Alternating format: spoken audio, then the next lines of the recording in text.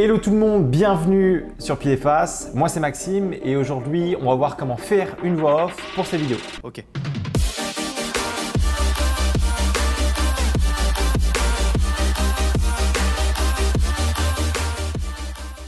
Alors ça me fait vraiment plaisir de vous parler de ce sujet-là qui me plaît tout particulièrement. Si vous ne connaissez pas la chaîne, ici on parle de créativité, de matos, de tutos, bref pas mal de choses qui vont te permettre d'améliorer tes vidéos. Donc si ce n'est pas encore le cas, pense à t'abonner, normalement tu devrais trouver des sujets qui t'intéressent ici. Alors la voix off, je pense que j'en mets dans quasiment toutes mes vidéos, que ce soit pour mes projets perso ou même pour mes vidéos de voyage. Je trouve que ça apporte un réel plus, surtout quand tu veux raconter une histoire. Ça te permet de créer un univers et ça te permet de démarquer un petit peu des vidéos classiques. Après, ça reste mon avis. Donc le sujet est assez important pour moi et dans cette vidéo, on va voir plusieurs choses, notamment la partie technique, donc comment s'enregistrer en tant que voix off, mais surtout le plus important, c'est comment faire une voix off et comment bien la faire. Alors, big disclaimer, je suis ni voix off ni ingé son. Les techniques que je vais vous partager sont les miennes. Je dis pas que c'est les meilleures, mais en tout cas, elles fonctionnent pour moi. Être voix off ou encore ingé son, ce sont des vrais métiers et c'est un taf de malade. Moi, je suis juste là pour vous parler un peu de voix off, pour vos projets perso quand vous n'avez pas vraiment trop de moyens. Évidemment, pour mes projets pro, je fais appel à des spécialistes. Que ce soit pour la voix off ou encore pour le studio d'enregistrement, le résultat n'est clairement pas le même et c'est beaucoup mieux. Est-ce que tu vois le genre de vidéo où tu es en train de filmer et en même temps tu parles pendant que tu es en train de filmer? Et quand tu re-regardes la vidéo et que tu entends ta voix, tu te dis « Putain, ma voix, elle est horrible ».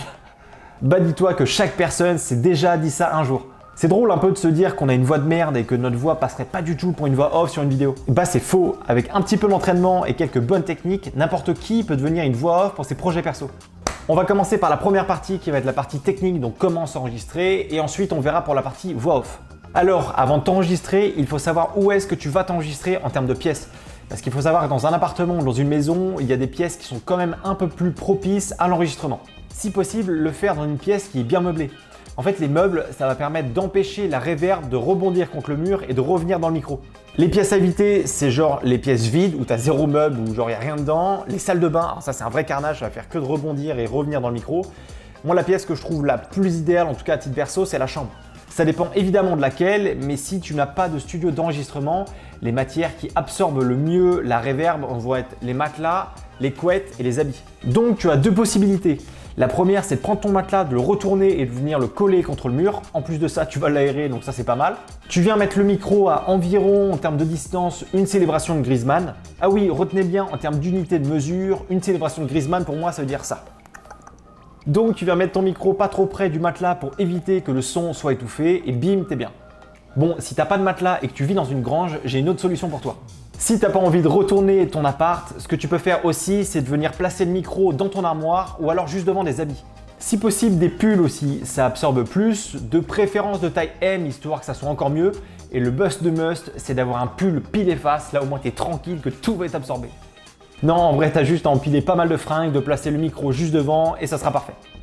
Alors ensuite, on va parler avec quel micro enregistrer parce que ça aussi c'est important.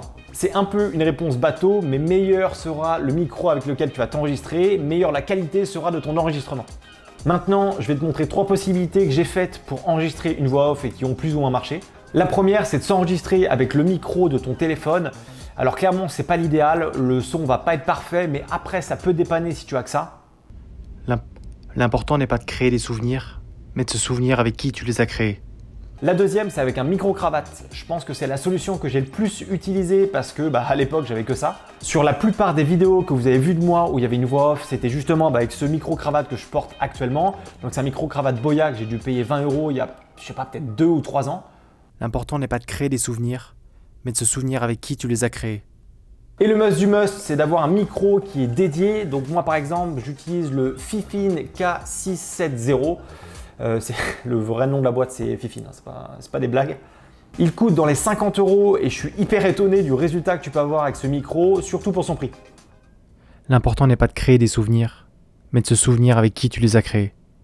Dans les trois cas, il y a un accessoire qui va te permettre d'avoir une voix off encore plus quali, c'est le filtre anti-pop. En fait, à quoi ça sert ? Quand tu veux t'enregistrer en voix off, il va falloir que tu sois assez près du micro. Et il y a certains sons que tu vas émettre qui vont expulser de l'air. Comme par exemple les P, les D, les B qui vont expulser de l'air et du coup qui vont s'entendre dans le micro. Tu vas voir, je te fais un exemple. Donc là par exemple, si je fais un test, je sais pas, je dis n'importe quelle phrase. Abonne-toi à la chaîne Pile et Face pour partager un panini avec tes potes. Donc je pense que tu l'as entendu, sur tous les mots qui commencent par B, T, tout ça, tu vois qu'il y a une espèce d'expulsion d'air et ça s'entend au micro et ça pour le coup c'est pas joli du tout. Le principe du filtre anti-pop, c'est justement pour le coup de contrer ces B et ces T, tu vas voir, je te fais écouter. Et là, je te fais la même chose avec un filtre anti-pop. Abonne-toi à la chaîne Pile et Face pour recevoir un panini à partager avec tes potes. Donc soit tu achètes un filtre pop comme ça déjà fait, moi j'ai dû le payer 10 balles, c'est un gorille, je l'ai trouvé sur Amazon.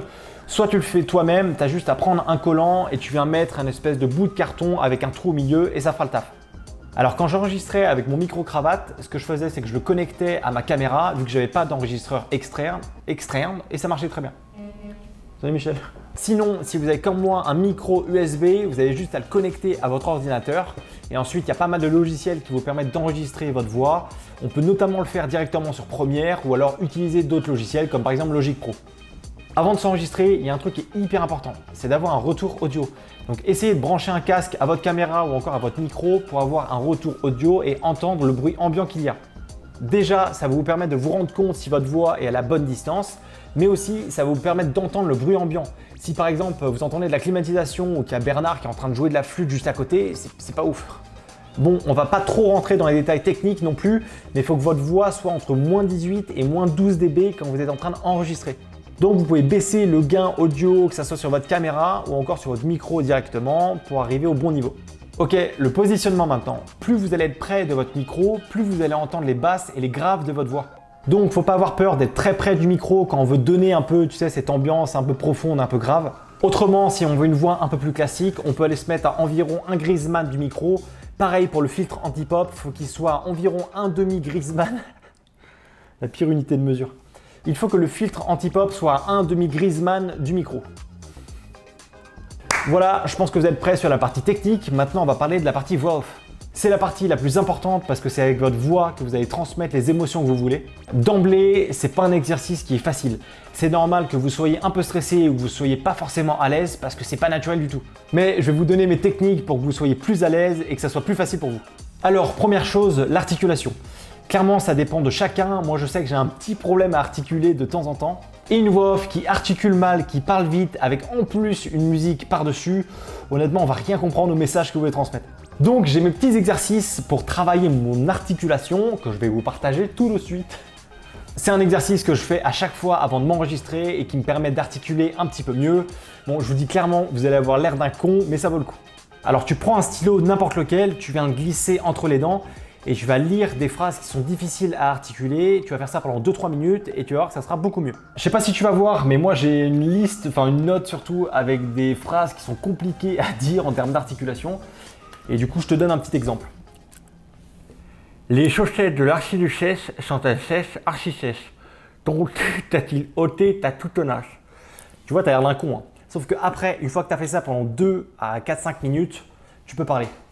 Les chaussettes de l'archiduchesse sont-elles sèches, archi-sèches? Plus sérieusement, cet exercice va te permettre de mieux articuler et du coup, quand tu vas être devant ton micro, ça sera plus simple, mais surtout plus compréhensible et moins forcé. Ok, donc là, t'es ready. On va imaginer que ton texte est déjà prêt et que tu l'as devant les yeux. Alors, 2 possibilités. La première, ça va être que tu lises ton texte. Par exemple, si tu fais un documentaire de 30 minutes, ça va être quand même plus facile de lire et du coup d'avoir un aspect un peu plus narration. Mais pour moi, en faisant cette méthode, tu vas perdre un petit peu de cœur dans la voix et du coup, ton message va un peu moins passer. Moi, ce que je te conseille de faire, c'est de lire la phrase que tu vas dire.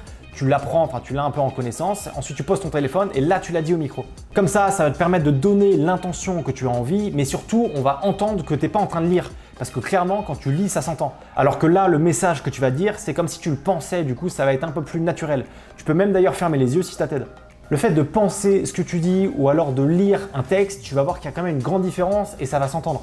Je sais que c'est pas un exercice qui est facile, mais il faut essayer de parler avec son cœur. Qu'est-ce que tu as vraiment envie de dire ? Donc tu fais du phrase par phrase et ensuite en post-production, tu auras juste à couper le blanc entre les différentes phrases et ça sera parfait. La voix, c'est exactement pareil que l'acting. Plus tu as confiance en toi, plus ta voix sera naturelle et plus ton audience sera en immersion dans ta vidéo. Donc pas grave si tu trouves que ta voix c'est de la merde, déjà c'est faux. Pas grave si tu fais des bugs ou pas grave si tu as des espèces de tics de langage. Au pire des cas, tu as juste à recommencer et ça sera très bien. Voire même tu peux laisser tes tics de langage ou encore ton vocabulaire un petit peu familier. Ça apporte un petit peu d'authenticité et c'est pas mal. Bref, tu l'auras compris, les clés pour avoir une bonne voix off, c'est d'une part d'accepter ta voix et de l'autre, c'est d'être convaincu du message que tu transmets. Ça fait vachement spirituel, je te l'accorde, mais c'est quand même hyper important, surtout si tu veux faire voyager ton spectateur. Comme d'habitude, je vais te donner quelques tips pour t'aider à faire justement une voix off. Tips numéro 1, laisser quelques secondes d'enregistrement avant de commencer à parler. Ça va te permettre d'une part d'entendre le bruit de fond que tu as juste avant de t'enregistrer, mais surtout en post-production, ça va te permettre de sélectionner cette petite piste audio et du coup de la nettoyer avec le bruit ambiant que tu peux entendre. Tips numéro 2, parler avant de t'enregistrer. Alors, on n'y pense pas forcément, mais quand t'as pas parlé pendant quelques temps, tu sens que ta voix est un peu endormie et c'est pas hyper bon. Donc soit tu appelles un pote, soit tu parles à quelqu'un autour de toi, ou alors même tu parles tout seul. Moi, ça m'arrive hyper souvent de parler tout seul juste avant de m'enregistrer, ça permet de relancer la machine.